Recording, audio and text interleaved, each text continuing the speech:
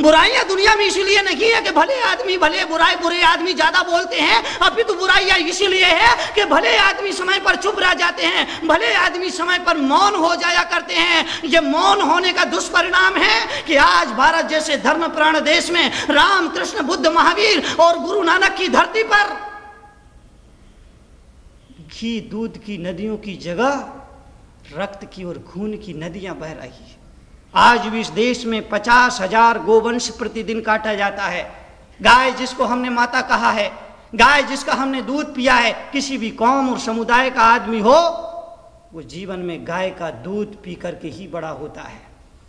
अरे उसे जन्म देने वाली माँ तो कुछ दिन ही दूध पिलाया करती है, कुछ महीने ही दूध पिलाया करती है, कुछ साल ही दूध पिलाया करती है, कुछ महीने कुछ साल के बाद जन्म देने वाली माँ भी अपने आंचल का दूध उस बेटे को पिलाना बंद कर दिया करती है। फिर बाद में वो आदमी गाय का दूध पीकर ही बड़ा होता है और गाय के दूध से ही ऊर्जा प्राप्त करता है, शक्ति प्राप्त करता है। जिस गाय का तुमने दूध पिया और उस गाय को तुमने बाद में कसाईयों के हाथों दे दिया, तुम भी हत्यारे हो। गाय को काटने वाला ही हत्यारा नहीं होता। याद रखना, ध्यान रखना, इस बात को हमेशा अपने दिल दिमाग में बिठा के रखना कि गाय को काटने वाला, गाय की गर्दन पर खंजर चलाने वाला ही हत्यारा नहीं होता है। वो आदमी जो चंद रुपयों के लिए, चंद रंग बिरंगे कागजों के लिए गाय को कसाईयों के हाथे हाँक देता है, वो आदमी भी हत्यारा है। और जो उसका मांस खाता है वो आदमी भी हत्यारा है। और जो उसके मांस को विदेश में निर्यात करता है वो आदमी भी हत्यारा है। वो सभी हत्यारे हैं जो उस हत्या में किसी न किसी रूप से साझेदार हैं, भागीदार हैं। इस देश से मांस का निर्यात हो रहा है। आपको पता है कि इस देश में जो 4,90,098 जानवर हर रोज सुबह सूरज, जब हमारे मंदिरों में पूजाएं होती हैं, प्रार्थनाएं होती हैं, अर्चनाएं होती हैं, मंदिरों में घंटियां बजती है, इधर पूजाएं चल रही होती हैं, उधर लाखों जानवरों की गर्दनों पर छुरी चल रही होती है। और जो लाखों जानवर हर रोज कटता है उसका 90% मांस विदेशों में भेज दिया जाता है। किस लिए? केवल विदेशी मुद्रा को हथियाने के लिए, विदेशी मुद्रा को पाने के लिए, चंद रंग बिरंगे डॉलर पाने के लिए, चंद विदेशी मुद्राओं के खातिर हम अपने देश के पशुधन को निरंतर काट रहे हैं, पशुधन को नष्ट कर रहे हैं। देश की पशु संपदा को विदेशों में भेज करके हम अपने सिर पर विनाश के मानसून तैयार कर रहे हैं। याद रखना, इसके दुष्परिणाम हमें भोगना पड़ेंगे और अगर हम ना भोगेंगे तो हमारी आने वाली पीढ़ियों को भोगना पड़ेंगे। इसके दुष्परिणामों से आने वाली पीढ़ियों को और देश को गर्त में जाने से बचाया नहीं जा सकता। सरकार से पूछा गया, मांस का निर्यात क्यों करते हैं आप? ये निर्यात हमारी देश की संस्कृति के खिलाफ है, जीवन मूल्यों के खिलाफ है।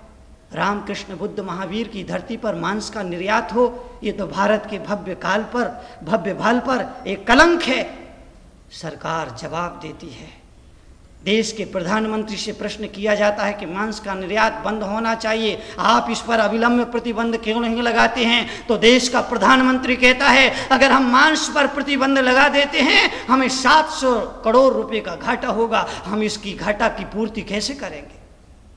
मुझे समझ में नहीं आता है, घाटा पूर्ति का इससे घटिया तरीका और क्या हो सकता है?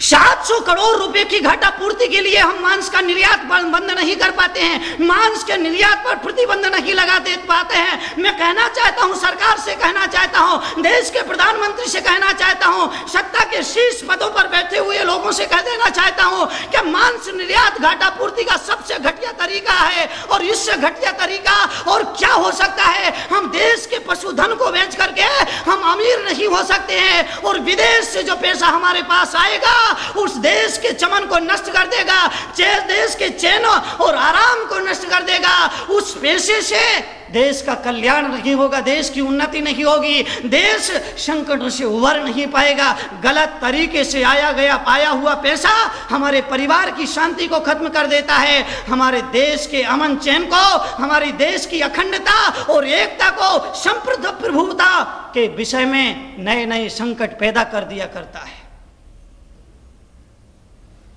निर्यात ही करना है तो हीरों का करो, मोतियों का करो, मांस का निर्यात ना करो। गौ माता का निर्यात ना करो, गौ माता की आत्मा का निर्यात ना करो, गौ मांस का निर्यात ना करो। हीरों का निर्यात करो, मोतियों का निर्यात करो। भारत की वसुंधरा, भारत की धरती की जिसे हिरण्यगर्भा कहा गया है, उसमें बहुत से रत्न हैं, उनका निर्यात करो और निर्यात करके देश की आर्थिक व्यवस्था को मजबूत करो।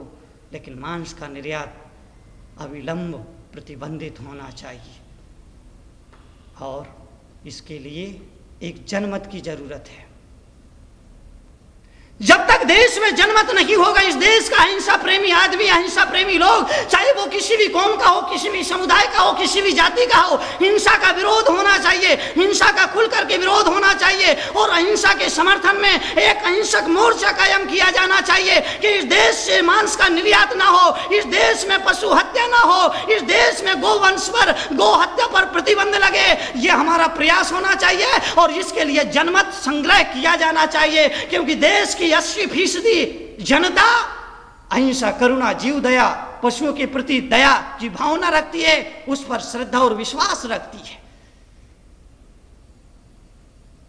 मैं मुनि तरुण सागर देश के समस्त धर्माचार्यों से, जगत गुरुओं से, शंकराचार्यों से, आचार्यों से, मुनियों से, संतों से, महंतों से, अहिंसा प्रेमी लोगों से आह्वान कर रहा हूं कि मांस निर्यात और कत्ल खानों के विरोध में, मांस निर्यात, मांसाहार और कत्ल खानों के उन्मूलन के लिए तख्त और वक्त पर एक हो जाएं। अहिंसा के समर्थन में, अहिंसा के जयघोष के लिए, करुणा की जयघोष के लिए, देश की पशुधन की संपदा को बचाने के लिए तख्त और वक्त पर एक हो जाएं और ताकि अहिंसा और करुणा का सहारा लेकर के इस देश को रहने के लायक बनाया जा सके, इस देश को रहने के काबिल बनाया जा सके।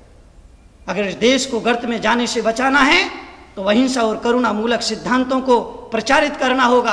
अहिंसा महाकुंभ इसी दिशा में उठा एक क्रम है।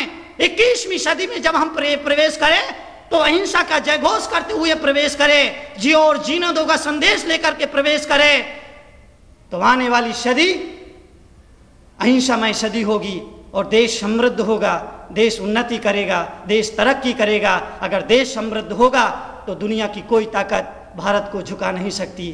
भारत का मस्तक हमेशा ऊंचा रहा है, ऊंचा रहेगा।